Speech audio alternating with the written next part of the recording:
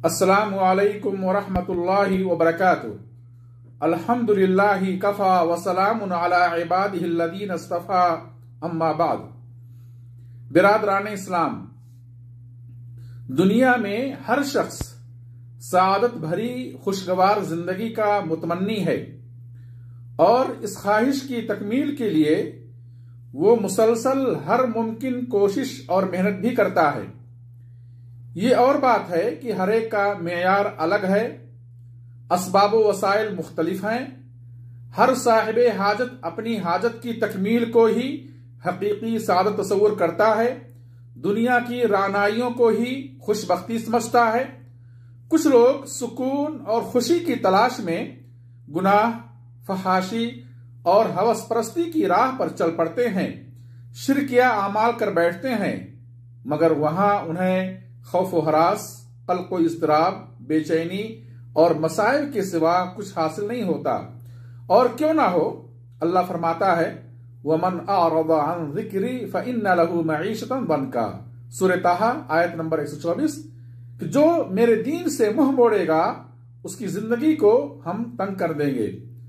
دوسری بات یہ ہے کہ اسلام مادی اشیاء اور حصول دنیا کا مخالف نہیں، بس شرط یہ ہے کہ وہ شرعی اصول و ضوابط کے دائرے میں ہو، حلال و حرام کی تمیز کے ساتھ ہو، تو وہ دنیا بھی باعث سعادت بن جاتی ہے۔ جیسا کہ حدیث ہے، آپ فرماتے ہیں اربع من السعادہ المرأة الصالحہ والمسکن الواسع والجار الصالح والمرکب الہنی، صححہ الالبانی۔ چار چیزیں سعادت میں سے ہیں: نیک بیوی، کشادہ گھر، نیک پڑوسی اور بہترین سواری۔ تیسری بات یہ ہے کہ دنیا کی نعمتوں پر خوشی، سکون، یہ عارضی اور وقتی ہوتی ہے۔ دنیا کی نعمتیں پا کر انسان ہمیشہ خوش نہیں رہتا۔ اربوں خربوں کے مالک بادشاہ و حاکم جن کی خوبصورت زندگیوں پر لوگوں کی نگاہیں رشک کرتی ہیں، وہ بھی کسی نہ کسی اعتبار سے الجھنوں اور مصیبتوں میں گھرے ہوتے ہیں۔ تو پھر سوال یہ ہے کہ حقیقی سعادت و خوشی اور سکون کہاں ہے؟ سعادت بھری خوشگوار زندگی کیسے حاصل ہو؟ محترم بھائیوں، اللہ کی معرفت اور اللہ پر ایمان و یقین سعادت مندی کا بنیادی سبب ہے۔ ایمان کے بقدر سعادت ملتی ہے۔ جہاں بھی توحید کا بول بالا ہوگا، ایمان باللہ کی شمع روشن ہوگی، کفر و شرک سے برات و بیزارگی ہوگی، وہاں لوگوں کی زندگیوں میں سکون، وقار، خوشی اور سعادت آئے گی۔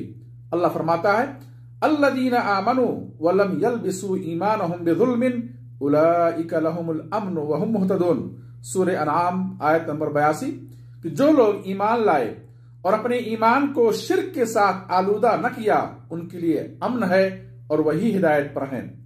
اس میں کوئی شک نہیں کہ رب ذوالجلال پر توکل، اللہ کی تقدیر پر رضامندی، صبر اور یہ احساس کی زندگی ہمیشہ ایک حالت میں نہیں رہتی، حکمت و مصلحت کے تحت اتار چڑھاؤ آتا ہے۔ اللہ مالک کل، معبود حقیقی، ہر چیز پر قادر ہے اور ہم اس کے بندے ہیں، یہ تمام اعتقادات دنیا و آخرت میں سعادت کا باعث ہیں۔ اسی طرح سے سعادت مندی تقوی کی راہ اختیار کرنے میں ہے۔ اللہ فرماتا ہے وَمَن يَتَّقِ اللَّهَ يَجْعَلْ لَهُ مَخْرَجًا، سورہ طلاق آیت نمبر 2، کہ جو اللہ سے ڈرتا ہے اللہ اس کے لیے نجات کا راستہ نکال دیتا ہے۔ ایک دوسری آیت ہے وَمَن يَتَّقِ اللَّهَ يَجْعَلْ لَهُ مِنْ أَمْرِهِ يُسْرًا، سورہ طلاق آیت نمبر 4، کہ جو اللہ سے ڈرتا ہے اللہ اس کے کام کو آسان کر دیتا ہے۔ اعمال صالحہ سعادت مندی اور خوشبختی کا باعث ہیں۔ اللہ سبحانہ وتعالی نے ایمان اور عمل صالح کی بنا پر خوشگوار زندگی دینے کا وعدہ کیا ہے۔ اللہ فرماتا ہے من عمل صالحا من ذکر او انثى وهو مؤمن فلنحيينه حیاتا طیبہ، سورہ نحل آیت نمبر 97، کہ جس مرد و عورت نے ایمان پر قائم رہتے ہوئے عمل صالح کیا، ہم اسے ضرور ایک اچھی زندگی دیں گے۔ رسول اللہ صلی اللہ علیہ وسلم نے نماز کو आंखों की ठंडक करार दिया। फरमाया वजुइलत कुर्रतु ऐनी फिस्सलाह, रवाहु निसई व सहहुल अलबानी। बिलाल रज़ी अल्लाह अन्हु को आप हुक्म देते, या बिलाल अक़िमिस्सलाह अरिहना बिहा, रवाहु अबू दाऊद व सहहुल अलबानी, कि ऐ बिलाल नमाज कायम करो और नमाज के जरिए हमें राहत पहुंचाओ।